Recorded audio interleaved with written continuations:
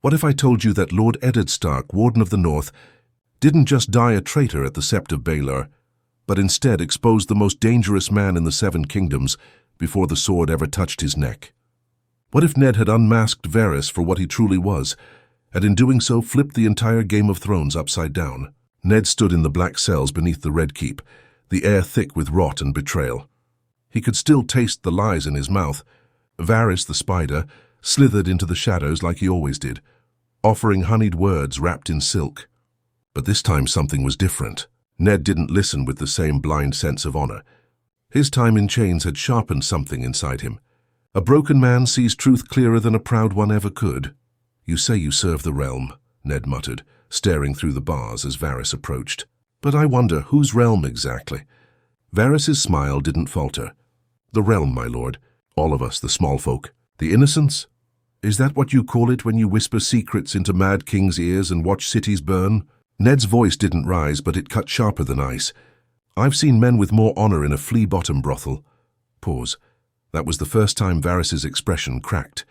Just a flicker. But Ned saw it. And he pressed. "You knew about Jon Arryn. You knew what he was digging into. And you did nothing." "I did what I could without drawing Lannister steel," Varys replied, quieter this time. "No," Ned said. "You did what kept you safe." Varys took a slow step forward, his voice almost a whisper. "If I had exposed myself then, I would have died. And you know what happens when good men die too soon? Children burn. Women scream. Kingdoms fall. But you let Robert die," Ned said, his jaw tightening. "And now Joffrey sits the throne. You let chaos in." "I didn't let chaos in," Varys snapped. "Littlefinger did that. Cersei did that. I'm the one holding the strings together while the puppets burn each other alive." Ned stared hard. "Then maybe it's time someone cut the strings." And in that moment, everything changed. Ned, weakened but not broken, made a choice. He wasn't going to die quietly for honor. He was going to bring the truth crashing down on all of them. Even if it killed him anyway. 3 days later, as the city prepared for Ned's public confession before the Sept of Baelor, the spider returned with his usual sly warnings and gentle threats. But Ned had baited the trap. He had whispered a name to the right man in the dungeons. Not a lord. Not a knight. A scribe, overlooked, forgotten, angry. A man who had once served Jon Arryn and had a score to settle. That man carried Ned's written words, smuggled through the tunnels, copied and sealed with the direwolf of House Stark. He delivered them to 2 people, Grand Maester Pycelle, whose pride made him predictable, and Ser Barristan Selmy, whose loyalty still bled true. Varys didn't see it coming. When Ned was marched to the Sept, the crowd screaming for blood, Cersei smirking from her golden throne, and Joffrey licking his lips like a bored child watching dogs fight, the guard stopped. Barristan Selmy stepped forward and spoke not to the boy king but to the people. "Lord Eddard Stark has been accused of treason, but he has named a traitor in our midst, one who wears no armor but wields great power." Cersei's smile faltered. Varys, standing behind her, didn't blink. "He has named the spider," Barristan said. "Lord Varys, Master of Whisperers, a man who has served kings, toppled lords, and fed poison into the ears of madmen. And now, with evidence delivered under seal, signed by Lord Stark and Grand Maester Pycelle." Gasps echoed. Ned was dragged forward, but his head was high. "I may die today," Ned said, voice carrying over the crowd. "But let the realm know this.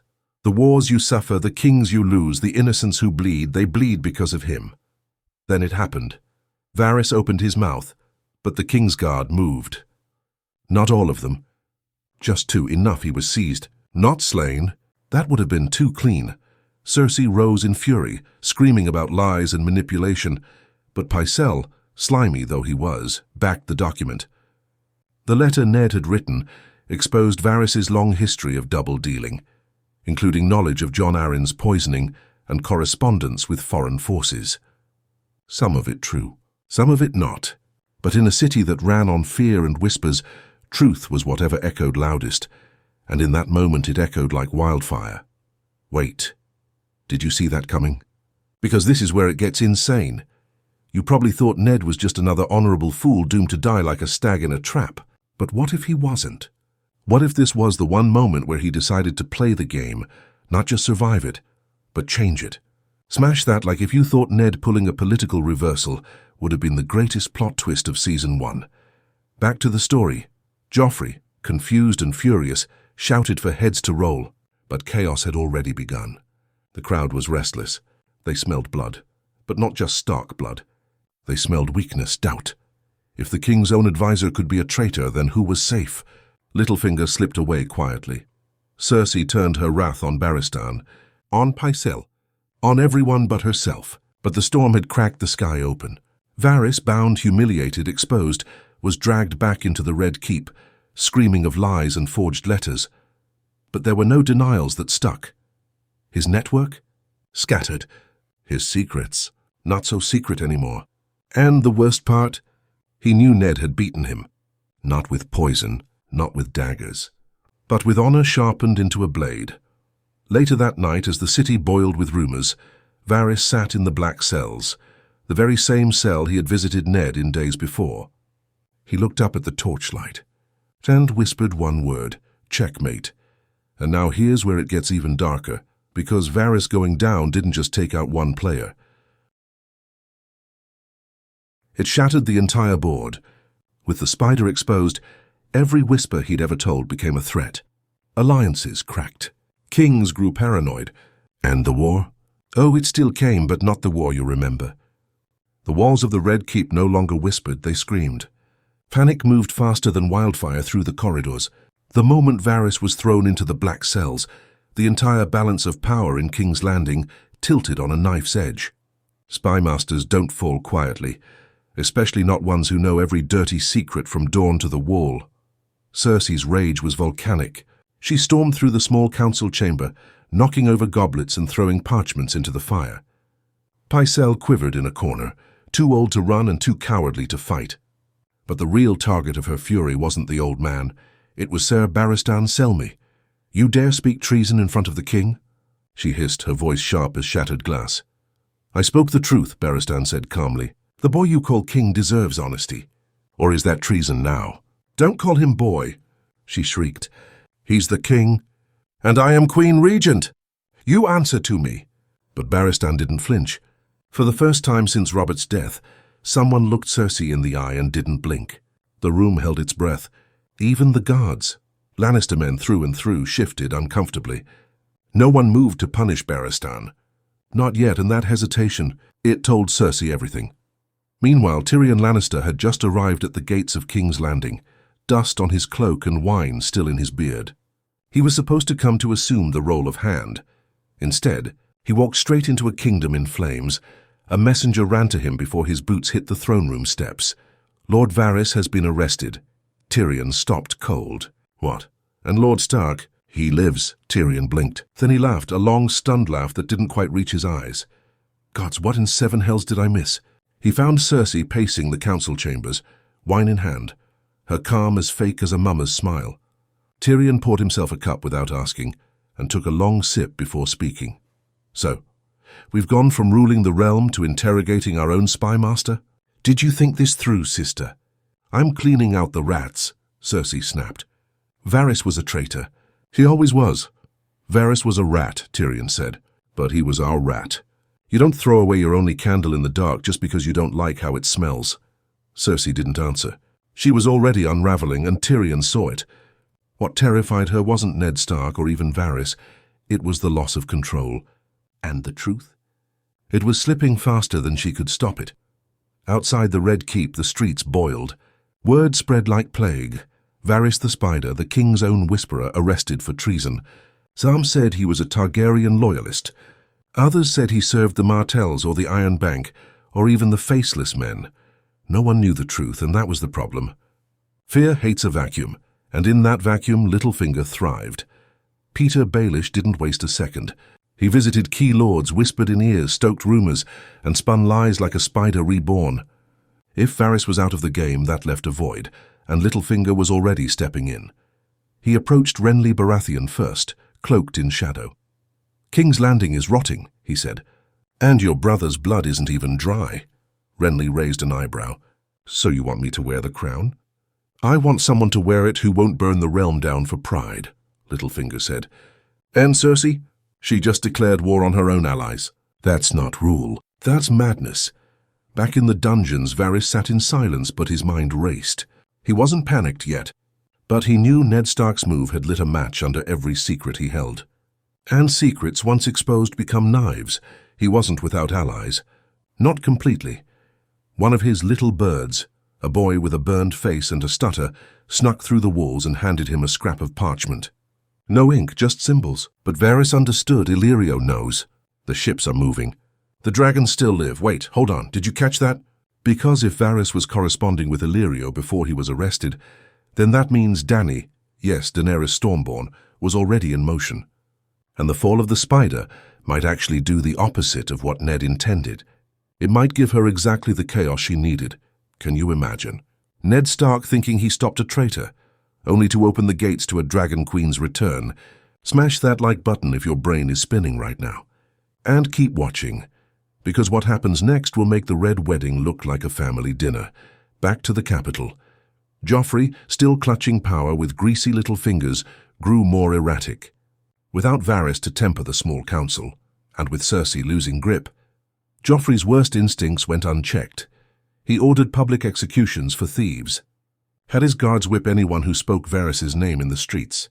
Children disappeared. Not rebels, just kids. Some thought they were Varys's little birds, loose ends to be tied up. Tyrion watched it all and knew the kingdom was teetering, and then came the Raven. From the airy Lady Lysa Arryn had received Ned's letter, one of the copies he had sent before the trap was sprung. It named not just Varys, but Littlefinger. And it hinted at truths about Jon Arryn's death. Truths Lysa had worked hard to keep buried. Suddenly she wasn't safe. And neither was Peter. He needed a new move, fast, so he did the unthinkable. He offered to help Ned Stark escape, not out of kindness, out of calculation. If Ned disappeared, his accusations would be questioned. And if Peter could control Ned, hide him, use him, he could ride the chaos to power. But Ned had other plans. Ned Stark sat alone in a dim chamber, the faint torchlight flickering against cold stone walls. He was no longer a prisoner, but not quite free either. His temporary release, ordered by a fractured small council, had been politically motivated. Cersei feared turning him into a martyr, and Tyrion knew killing him would only strengthen the North's resolve. For now Ned was alive, but the air around him reeked of shifting loyalties and approaching war. He stared at a map of Westeros on the table before him. His hands, still bruised from the dungeon, hovered over the north. He had sent ravens to Winterfell, not to plead for rescue, but to prepare for vengeance, because whatever illusion of peace remained in King's Landing was already crumbling. Varys's fall had triggered a purge across the realm. His allies were being hunted. Cersei had sent gold cloaks to scour the city for any hint of treasonous sympathizers. Tyrion tried to stem the bleeding with reason, but Joffrey, emboldened by fear and power, only wanted blood. And in the shadows, Littlefinger moved like wildfire through dry grass. He visited Ned at dusk. "You think this is justice, don't you?" Petter said, leaning against the stone doorway. "Exposing Varys, stirring the pot. But the game isn't over, Stark. You've only flipped the board." Ned looked up slowly. "Are you poisoned, Jon Arryn?" Littlefinger's eyes twitched, but his smile stayed. "Prove it." "I already did." "Lysa Arryn sent a raven." "She's terrified." "You're losing ground." Petter stepped into the room, lowering his voice. "Then we help each other. I get you out. You leave the capital. I control the chaos here. The North stays safe. Sansa lives. Help from a man who sold me to the Lannisters." Petter's smile vanished. "You think this city runs on honor? This city runs on leverage. Take the offer, Stark, or I'll burn every raven flying north." And just like that, Ned understood something vital. There were no more allies in King's Landing, only survivors. Meanwhile, in the Tower of the Hand, Tyrion paced, wine untouched. He didn't trust Varys, but he trusted chaos even less. And this was chaos incarnate. Lords whispering rebellion, the streets thick with paranoia, gold cloaks refusing orders, and Joffrey's madness growing like a weed under a blood-red sun. And then came the news. A raven from the north. From Robb Stark, Winterfell was calling its banners. Tyrion dropped the scroll and muttered, "7 hells." The letter was formal, written in the young Lord Stark's hand, but the message was ice-cold. "My father's name has been dishonored. The North rides for justice." He could already see the pieces moving. House Umber, House Mormont, Karstark, Bolton. Thousands of northern men, hungry for war, ready to march. This wasn't like the original timeline. This time, Ned Stark was alive. And that meant Robb's war had a different purpose. He wasn't coming to avenge. He was coming to rescue. You feel that chill? That's not winter. That's the sound of war drums echoing from the north. Smash that like button if you're ready for Robb Stark's second chance at rewriting the war. And it gets better, or worse, depending who you are. Because the Riverlands heard the call too. And one name in particular, Catelyn Stark, wasn't waiting for orders. She had left River Run the moment she received Ned's letter. This one wasn't written for politics. It was written in Ned's own hand, sealed with his personal sigil. Just 5 words, come south. Bring the truth. Catelyn wasn't riding with banners. She was riding with proof. In her possession, a scroll from Maester Luwin, one that confirmed what Jon Arryn had died for. The truth about Cersei's children. They were not Roberts, they were Jaime's. She rode hard under disguise with only a few guards and Ser Roderick. Her goal wasn't to reach Ned. Her goal was to reach the Sept of Baelor, where the eyes of the city would be. Where the truth could break like thunder. Because the moment she arrived and the truth was spoken aloud, not whispered, not hidden in scrolls, but shouted to the crowd, everything would change. But wait, here's where it gets even darker. Remember Sansa? Still a hostage in the Red Keep, still betrothed to Joffrey, but not the same girl. She saw what happened to her father. She saw what Joffrey had become. And she had learned something Littlefinger never expected: how to lie.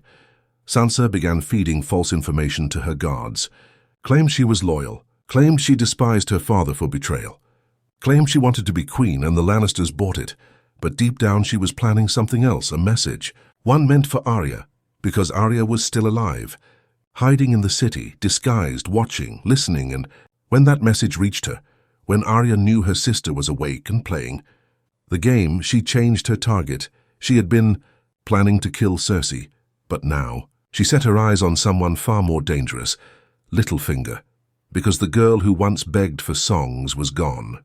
In her place stood someone sharp, silent, and very, very patient. Hold up.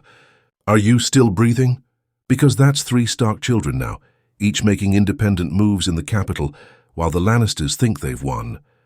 Oh, and remember how I said a major death was coming? Here it is. Sir Meryn Trant, one of Joffrey's pet killers, the one who struck Sansa in the throne room, who executed without thought, who laughed at Ned's suffering. He was found gutted in the stables, throat slit, tongue cut, face left frozen in fear, and carved into his chest 7 letters written in blood Starked. Joffrey went berserk. He doubled the guard, accused Sansa of treachery, screamed at his council, but he was afraid. For the first time, the boy king was truly afraid, because death was no longer coming for him in battles or politics.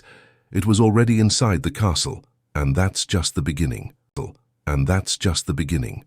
The north moved like a storm. From Winterfell to the Neck, banners were raised.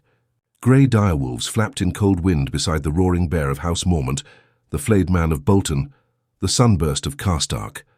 At their head rode Robb Stark, Lord of Winterfell no longer, but commander of the Northern Rebellion, alive with purpose in a war where his father still breathed, and the realm teetered on the edge of open collapse. But this Robb, he wasn't fueled by vengeance alone, he was fueled by strategy, because this time Ned Stark had sent more than a call to arms.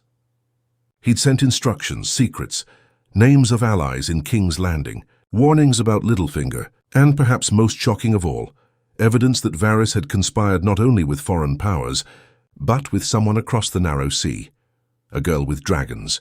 The Northern Lords didn't know Daenerys yet, but Ned did, and he feared her. In the Riverlands, as the northern host passed through, they were joined by Catelyn Stark and a growing group of disillusioned Tully bannermen. Word had spread of the Spider's Fall, of the Queen Regent's madness, and now whispers of treason in the throne room itself. Even some Lannister bannermen hesitated. In Harrenhal, Tywin Lannister sat in bitter silence, his cup untouched. News of Varys's arrest had reached him. So had the death of Sir Meryn Trant. Tywin was a man of precision and control, and what he saw now was chaos with a Stark banner on its back. He called for Ser Gregor Clegane. "You will ride to the Riverlands," Tywin said, eyes like polished bone. "Burn everything. Leave no survivor north of the Blackwater. Let them know what happens when they raise swords against lions." But this time, something changed. Kevan Lannister, loyal brother. Loyal soldier, refused. My lord, Kevan said carefully, burning the Riverlands will make the people hate us more. If the Starks bring justice and we bring fire, the people will turn. Tywin narrowed his eyes. Let them turn. Their screams mean less than victory. Kevan didn't argue, but he didn't obey either, because even the lions were starting to fracture. And back in King's Landing, Ned Stark moved to his final play. He knew Cersei wouldn't let him live long. She had already tried to poison his meals, subtly with tainted wine masked as a gift from Pycelle. But Ned had learned to listen, not just act. He had allies now, small folk, disgraced knights, even a few gold cloaks sick of watching children die for Joffrey's amusement, and one more unexpected name, Sandor Clegane. The Hound had no love for the crown. But he hated liars more, and when Sansa whispered the truth of what had been done to her, when she begged him to take a message to Arya, he listened. He didn't promise mercy, but he promised blood. Meanwhile, Tyrion was preparing his own betrayal. He met secretly with Grandmaster Pycelle, whose cowardice made him easy to manipulate. We need to send a raven to Castle Black, Tyrion said, voice low. Pycelle blinked. Castle Black? Yes, Tyrion replied, because Jon Snow needs to know who he is. And if we don't tell him now, someone else will. Pycelle hesitated. That's treason. No, Tyrion said coldly. That's insurance. Because Tyrion had read Ned's letter too, the one he'd sent before the Black Cells. It contained more than accusations. It contained the truth about Jon Snow's parents, and if Jon ever returned, he might not be a bastard at all. Wait, did you catch that? Because this means Jon Snow learns about Rhaegar and Lyanna before Daenerys ever arrives, before the Night King, before the Battle of Winterfell. He learns the truth while still in black, still loyal to the Wall, and that changes everything. Smash that like if your brain just melted, because the ripple effect is about to hit harder than dragonfire. Back to Arya. She had followed the trail. Disguised as a baker's boy, she had tracked Littlefinger through the alleys. He was moving fast, trying to regroup, trying to escape the web he once spun so masterfully. But Arya was faster. She cornered him in a brothel, quietly, efficiently. Didn't recognize her until she pulled the dagger, Valyrian steel, she said. You gave this to the man who tried to kill Bran. Littlefinger paled. What? But she didn't wait, she didn't gloat, she didn't monologue, she simply ended him. Just like that, Peter Baelish was gone. Not with a trial, not with fanfare, but in shadow with only the rats to witness. By morning, the city knew he had vanished. Some said he fled to the Vale. Others said the Queen had him executed. But no one could prove anything, because Arya didn't leave a body, only a sigil scrawled in blood on the wall, a direwolf's head. And now the city truly trembled. Varys gone. Littlefinger gone. Trant dead. Stark children moving unseen, and Ned, alive. Joffrey lost sleep. Cersei lost control. Tyrion lost faith, and Sansa gained power. She was no longer a hostage. She was a weapon.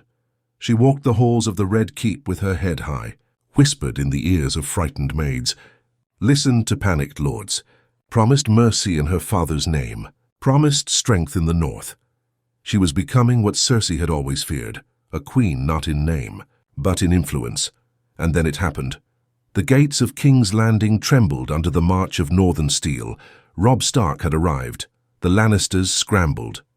The gold cloaks divided, and inside the throne room Joffrey screamed orders no one followed. Cersei turned to Tyrion. What do we do now? Tyrion drank deeply, wiped his mouth and said, We pray the Starks are more merciful than we were. But mercy was off the table now. Mercy was off the table now. The city held its breath as northern steel stood at its gates. The sound of war drums echoed off stone walls, not as a threat, but as a promise. Robb Stark rode at the front, flanked by Greatjon Umber and Mage Mormont. Behind them stretched thousands of soldiers wearing wolf pelts and grim expressions. They weren't here to negotiate. They were here to end something. Inside the Red Keep, Cersei spiraled. Her chambers were a storm of broken glass, spilled wine, and shattered pride. She had tried to rally the gold cloaks, but most had turned. Bribed? Frightened? Maybe both. Even Ser Boros Blount had gone missing. Tyrion watched from the Tower of the Hand as the North assembled. He could see the direwolf banners swaying over the city like judgment itself. It's over, he muttered. Varys had been right about one thing. The realm wasn't a kingdom. It was a tinderbox. And now, with every secret exposed and every whisper burned into the wind, the match had been struck. He found Sansa waiting outside Ned's chamber. She had been pacing for hours, refusing food, ignoring orders. When she saw Tyrion, she didn't flinch. Her eyes weren't afraid anymore. "They're here," she said. "Aren't they?" Tyrion nodded. "Your brother stands at the gate." "Your father's about to be freed," Sansa exhaled sharply. "Then let Joffrey tremble." In the throne room, Joffrey did more than tremble.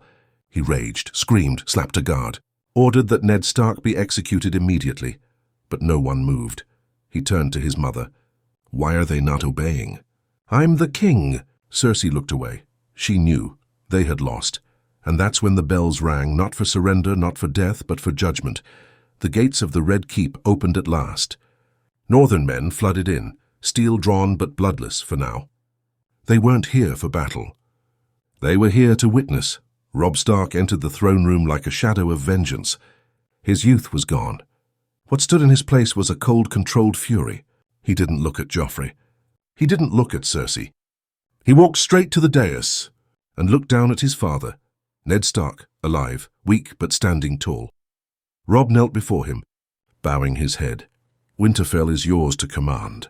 Ned placed a trembling hand on his son's shoulder, and in that moment the game changed again.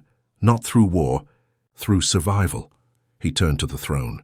"The boy sitting there is no king. He is the child of incest." "His claim is false," gasps filled the room. The lords of the court, previously silent, began murmuring. Cersei stepped forward. "Lies!" But before she could say more, Ser Barristan Selmy blocked her path. "I believe Lord Stark." And then Tyrion stepped beside him. "I do too." Joffrey leapt from the throne. "Traitors!" But no one listened. The power had shifted. The throne was still gold, still sharp, but now it sat in silence like a tombstone for a kingdom long gone. Then came the shock. Ned stepped forward and addressed the room. "I will not claim the throne.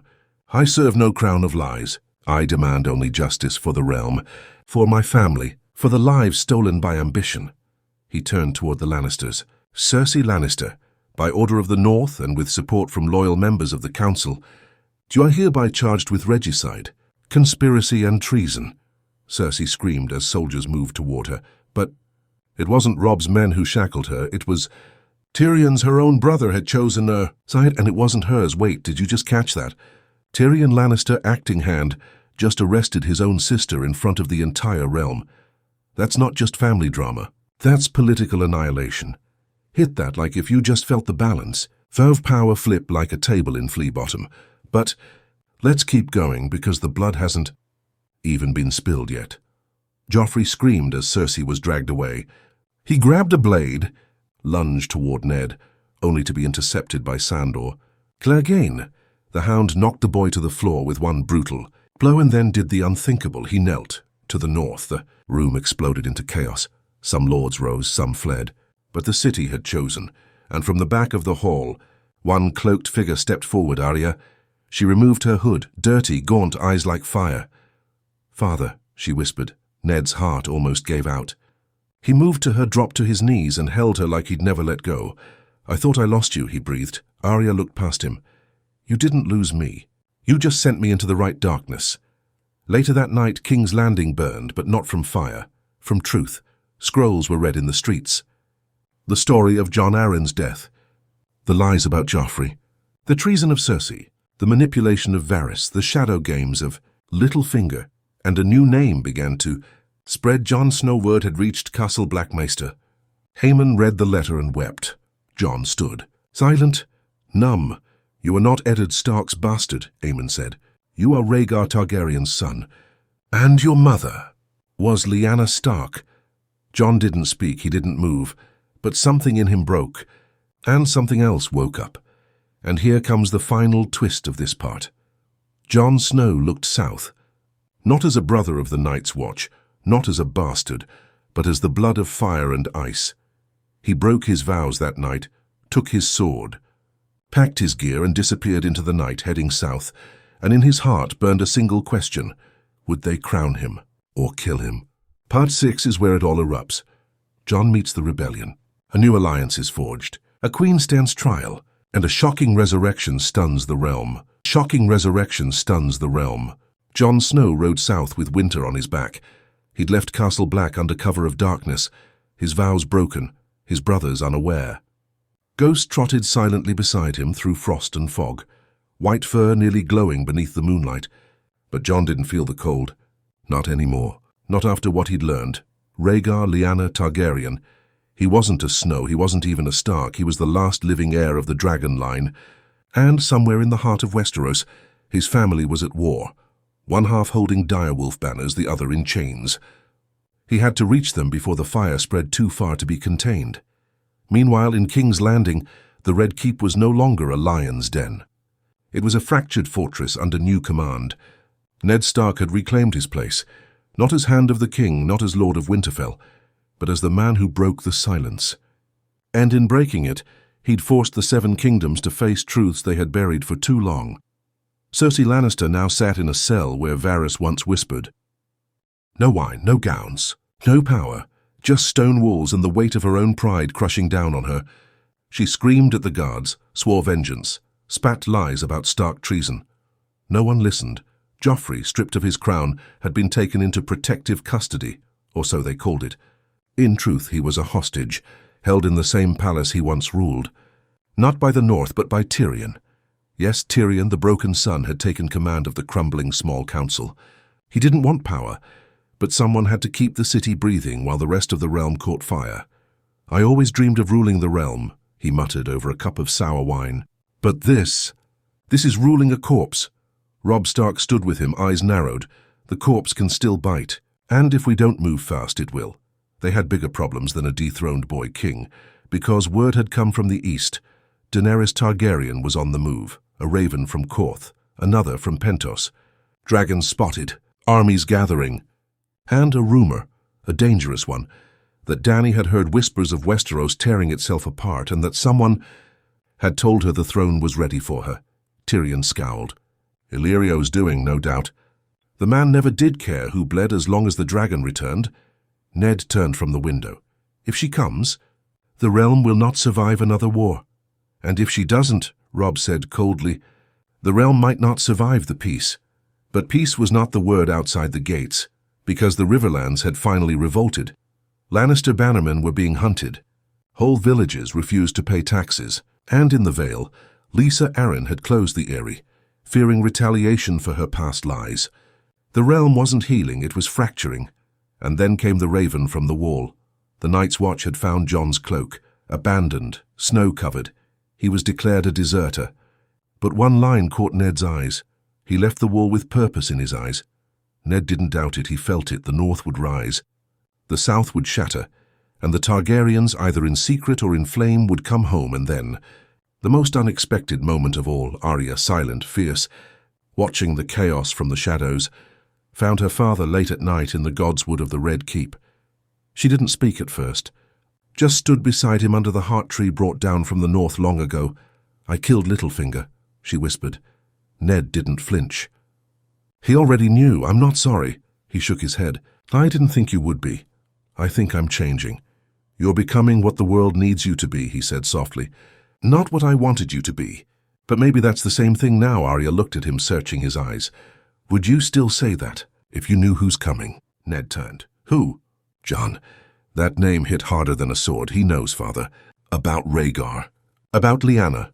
Ned's voice was barely breath. How? He figured it out. Or someone told him.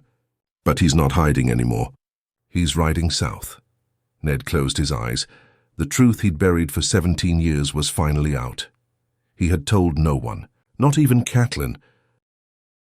He'd carried the lie to protect Jon, to protect Robert's fragile sense of order. But now, with Robert dead and Cersei caged, and dragons on the wind, the lie was no longer protection, it was fuel, and it was burning. Wait. Pause right here. Jon Snow. The hidden Targaryen is riding into a realm where Ned Stark rules in place of a king, where Cersei Lannister sits in chains, where Daenerys is sailing west, and where Arya is turning into a ghost of vengeance. Tell me, what happens when all those truths collide?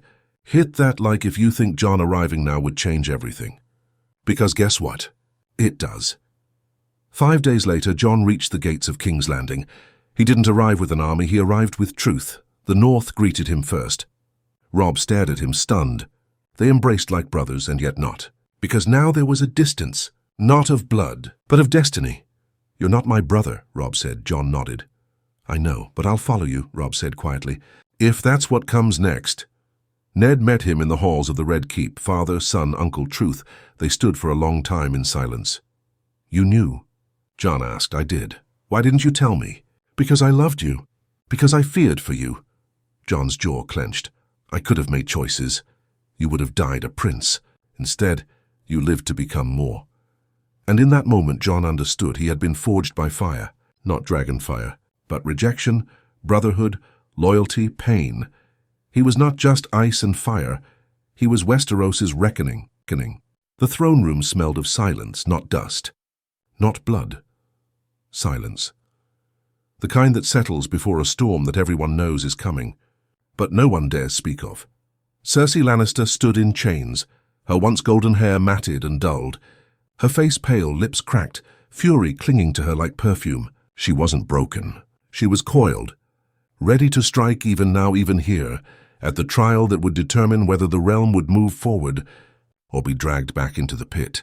The great hall was full. Robb stood to her left, Tyrion to her right, Sansa behind them. Arya somewhere unseen in the crowd, her eyes unblinking. Jon Snow stood near the steps to the Iron Throne, not seated, not crowned, just watching. The weight of every legacy, Stark, Targaryen, Night's Watch, resting on his shoulders like a second cloak. Ned presided, not as a lord, as the voice of truth.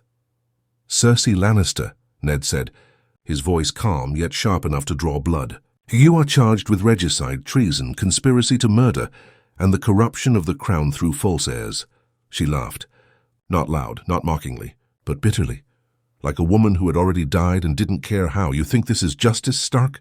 This is theater." Varys used whispers. "You use pity.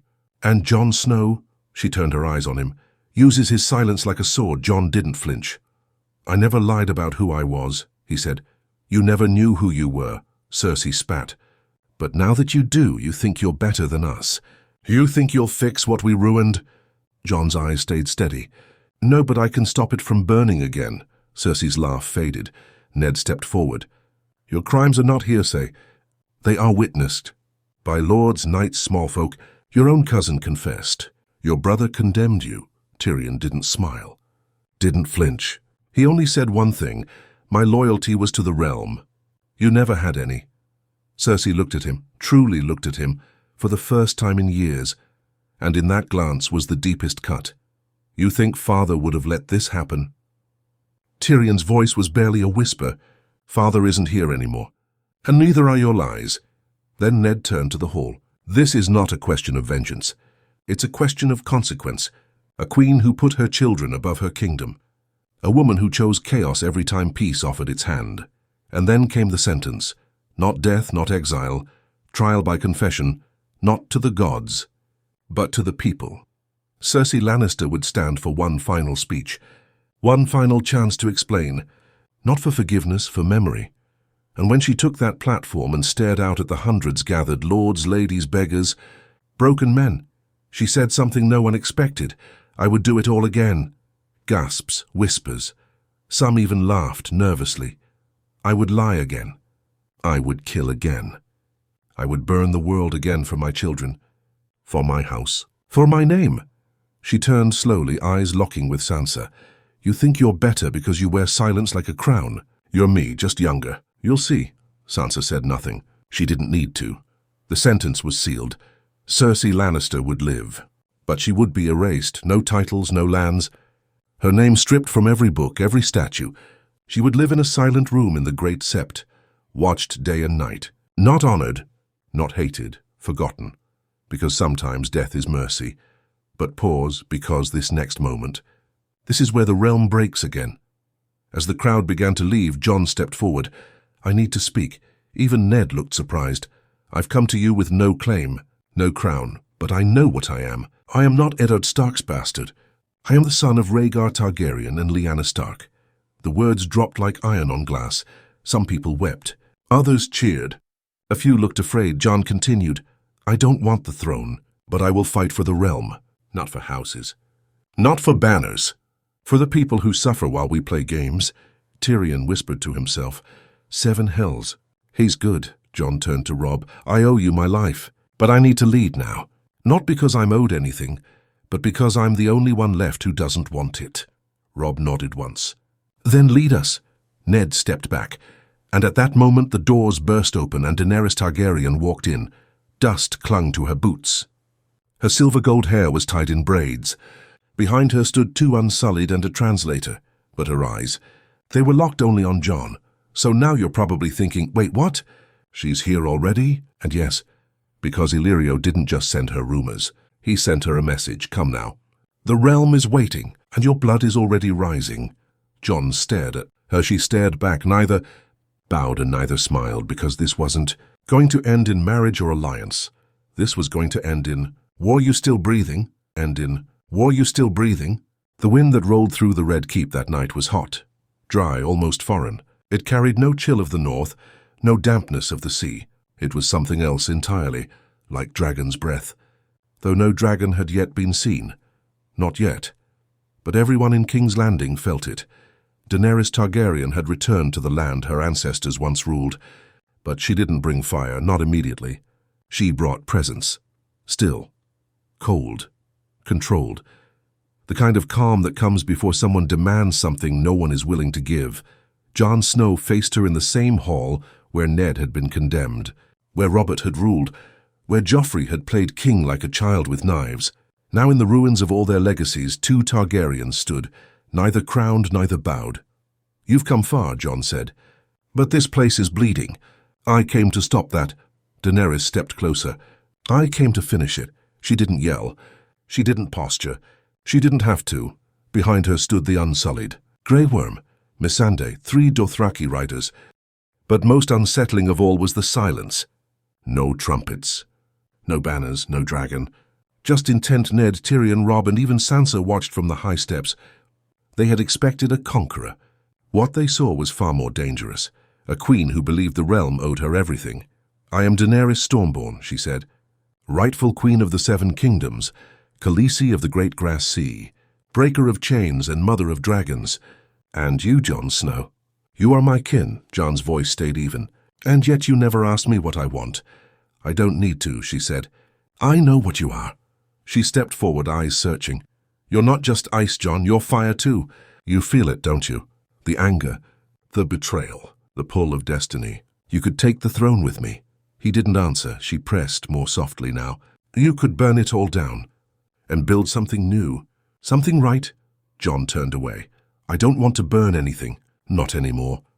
But Dany smiled like someone who knew better. I used to say that too, and there it was. The moment Tyrion had feared. The unspoken truth. She was already gone, not mad, not crazed, but convinced. Convinced she was owed the world, and if it would not kneel, then it would burn. Tyrion stepped forward. Your Grace, if you claim to break chains, don't place new ones. The realm doesn't need another ruler. It needs peace. But Dany barely looked at him. Her eyes were still on Jon, and then came the sound. Distant, deafening. Wings. Drogon. He landed outside the city walls with a roar that shook the stone beneath them. Flames lit the sky. Small folk screamed. Unsullied moved to position, and all across King's Landing the people panicked, not at war but at the memory of it. Ned whispered, if she burns this city, she becomes her father. And for a moment, it truly seemed like it would happen again, until Arya moved. Silently, like smoke, she stepped beside Jon and slipped something into his hand. The dagger. The same Valyrian steel that had once tried to end Bran's life. The same blade that had ended Littlefinger. The same blade that would decide this final game. I'm done hiding, she whispered. Jon looked down at it. Then at her, then at Daenerys, but this time he didn't hesitate. I'm not your enemy, he told her. Dany's voice was soft. Then kneel. He stepped forward, and then he dropped the blade. It hit the floor with a sharp clang that echoed through the chamber like a bell of fate. I won't kneel to blood, Jon said. Not even my own. And that broke everything. Daenerys' eyes filled with rage, but also grief. Not for him, for the dream she'd just lost. She turned slowly toward the door, and outside Drogon screamed. The Unsullied drew their blades. The Dothraki moved to mount. The people of King's Landing began to flee, and Jon looked to Robb, to Sansa, to Arya. They all nodded. It had to end now. Tyrion ran for the gates, shouting orders to the city guard. Arya disappeared into the shadows once more. Robb raised his sword, and Jon followed Daenerys to the courtyard. Where Drogon waited, she stood with her hand on the beast's side, eyes glistening. "You could have been everything," she whispered. "You already are," Jon said. "Everything that broke this realm." And when she turned, sword in hand, Arya struck first. From the darkness behind, quick, final, a dagger to the heart, no speech, no mercy, Daenerys. Targaryen collapsed into the mud, not as a queen, not as a conqueror, just as another name in the ashes of the game. Drogon roared, the beast stepped forward. The city held its breath. But Drogon didn't burn Arya, didn't burn Jon. He roared. Anne turned to the Red Keep and burned the Iron Throne, not out of vengeance, out of recognition. Even a dragon could see it. The throne was the curse. The fire raged.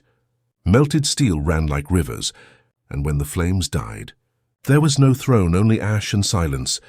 Weeks later, the realm gathered at Harrenhal, a new council, a new age. Jon Snow stood at the center, not to be crowned, but to step away. "I don't want to rule," he said, "but I'll fight for those who can't." He chose exile, not as punishment, as freedom. He rode north beyond the wall with Ghost at his side. Arya sailed west. Beyond maps, Robb returned to the north, not as king, but as warden of a realm at peace. And Sansa? She remained, Lady Stark of King's Landing. Queen, in everything but title, because power now belonged to those who didn't want it. The wheel wasn't broken with dragonfire, it was broken with refusal. And somewhere in the quiet north, as snow fell and the world finally exhaled, Jon Snow looked to the sky, and for the first time since he'd drawn breath, he felt free. He felt free.